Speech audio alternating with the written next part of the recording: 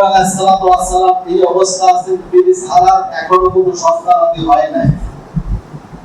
আর ওই দিনে একজন দাসীও তার সঙ্গে বিয়ে দিয়েছিল, ওই যে মালিক ছেড়ে দিয়েছিল তাকে বাদশা, একটা বালিকাকে দিয়েছিল সেবার জন্য। বিবি সারা ভাবলেন না আমার তার সন্তানাদি হবে না, আমার ৮০ বছর বয়স। মেয়েরা জানে যে এই পর্যন্ত বয়স হয়ে গেলে, এই জিনিস বন্ধ হয়ে গেলে আর বাচ্চা কাছে হওয়ার সম্ভাবনা থাকে না। উনিও টের পাইলেন যে আমার তো এটা বন্ধ হয়ে গেল, আমার তো বাচ্চা কাছে হবে না। নবীকে বলছে, নবীরা আপনাকে বিবাহ করতে হবে। ইব্রাহিম বলছে না, এই ঘরের মধ্যে আর একটা সন্তান আনতে চাই না, আর একটা গন্ডগোল ফাসাদ সৃষ্টি করতে চাই না। বলেছেন আমার কথা আপনাকে মানতে হবে, বিবাহ আপনাকে করতেই হবে। শেষ পর্যন্ত রাজি হয়ে গেলেন, বিবি হাজেরার সঙ্গে তার বিবাহ দিয়ে দিলেন সারা। এরপরে সন্তান এক সময় পেটে এসে গেল, সন্তান ডেলিভারি হয়ে গেল। এখন সারা বলতেছে এই সন্তান এখানে রাখা যাবে না, বনবাসে দিয়ে আসো। পরীক্ষা কাকে বলে? মোমেন্ট যে হবে তার পরীক্ষাটা ঠিক ওইরকম হবে না হবে না, আপনারা কি হবে? এটা এখানে থাক, নিজেরা থাক। বিবি ছাড়া উনি দেখতেছেন গাছে একটা পাখি যে খাবার নিয়ে আসতেছে, তার বাচ্চাকে খাবার খাওয়াচ্ছে।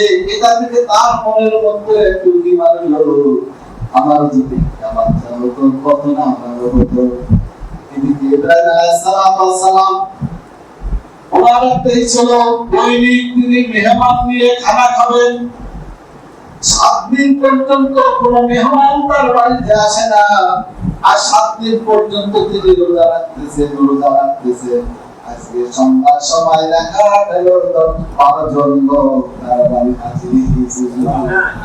ইব্রাহিম আলাইহিস সালাম সারাকে বলছে, বিবি হে আমার ঘরে খাবার কি আছে? বলছে কিছু আটা আছে।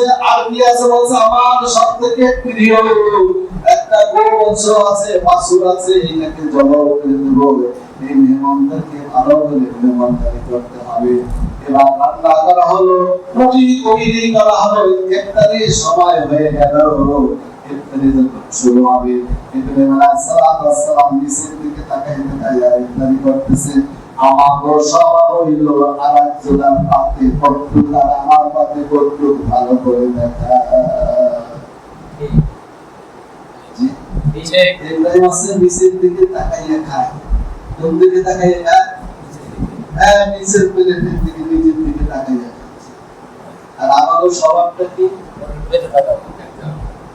এদিক তো যা মানে খাইতে থাকবো, ওইখানে কি হয়েছিল মাথাটা দেখতেছি বড় হয়ে যাবে।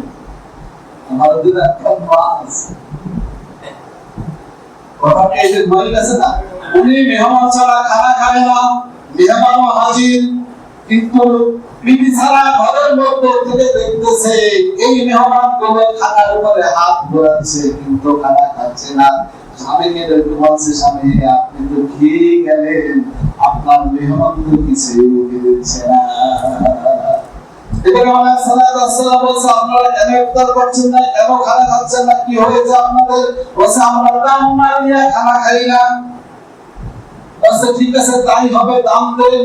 ফেরেশতারা বলতেছে কত দাম দিব? বলছে আপনি শুরু করবেন বিসমিল্লাহ দিয়া, আর শেষ করবেন আলহামদুলিল্লাহ দিয়া, আমার টাকা সব পরিশোধ হয়ে যাবে। সুবহানাল্লাহ। কি বলে শুরু করব? খানা বলেন বিসমিল্লাহ, বিসমিল্লাহির রহমানির রহিম দিয়ে শুরু করব, আর শেষ করব কি দিয়ে? আলহামদুলিল্লাহ দিয়ে। এই কথাটা আল্লাহর কাছে এত প্রিয় হয়ে গেছে, নামটা দিয়ে দিলেন খলিলুল্লাহ। সুবহানাল্লাহ। আর দোস্ত, সে আমার দোস্ত। সুবহানাল্লাহ বলে। এরপরে ফেরেশতারা বলছে আমরা মানুষ নহি, আমরা খানা খাবো না, আমরা ফেরেশতা, আল্লাহ আমাদেরকে পাঠিয়েছেন আপনাকে একটা সুসংবাদ দেওয়ার জন্য। আর আরেকটা নবী আছে, সে বড় কষ্টের মধ্যে আছে। ওই যে আমরা যাব, ওই জমিনটা ধরে আমরা উল্টে দেব, আর আপনাকে একটা সুসংবাদ দেওয়ার জন্য এসেছি। বলছেন কি সেই সুসংবাদ? আপনার বিবি সারার পেটে সন্তান হবে। বুড়া মানুষ ঘরের ভিতর থেকে খিলখিল করে হেসে দিছে। স্কুল যে একটা ঠিক নাই, মাথাতে বেকায় দাঁড়িয়ে গেছে, আমি এই বান্দা নারী এখন আমার সন্তান হবে। ফেরেশতারা বললেন এইটাই আল্লাহর ইচ্ছা, এইটাই হবে। আপনার নাম রাখবেন আপনার পৌরসে 70 জন নবী আসবে। আর অপরদিকে ইসমাঈল আলাইহিস সালামের বংশে কোন নবী আসবে না, কিন্তু আখিরি জামানার পয়গম্বর নবী মুহাম্মদ রাসূলুল্লাহ সাল্লাল্লাহু আলাইহি ওয়াসাল্লাম ইসমাঈলের আওলাদের ভিতর থেকে আসবে। সুবহানাল্লাহ। তো দুইজনের আশা পুরো হয়ে গেছে না এখন? দুইজনের আশা পুরো হয়ে গেছে। তাকে আল্লাহ সন্তান দিলেন, সারাকেও সন্তান দিলেন, হাজেরাকেও সন্তান দিলেন।